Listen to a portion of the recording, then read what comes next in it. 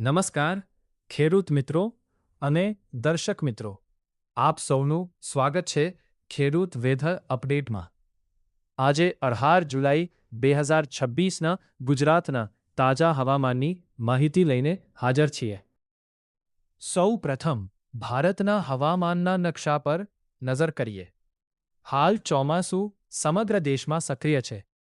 પશ્ચિમ ભારત, મધ્ય ભારત અને ઉત્તર ભારતના અનેક વિસ્તારોમાં વરસાદી સિસ્ટમ સક્રિય હોવાથી વરસાદની પ્રવૃત્તિ ચાલુ છે.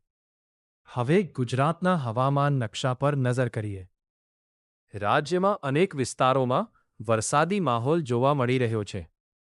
ખાસ કરીને દક્ષિણ ગુજરાતમાં સારા વરસાદની શક્યતા છે. મધ્ય ગુજરાતના કેટલાક વિસ્તારોમાં હળવાથી મધ્યમ વરસાદ પડી શકે છે. જ્યારે ઉત્તર ગુજરાત, સૌરાષ્ટ્ર અને કચ્છમાં પણ સ્થળ અનુસાર છૂટાછવાયા વરસાદી ઝાપટા પડવાની સંભાવના છે.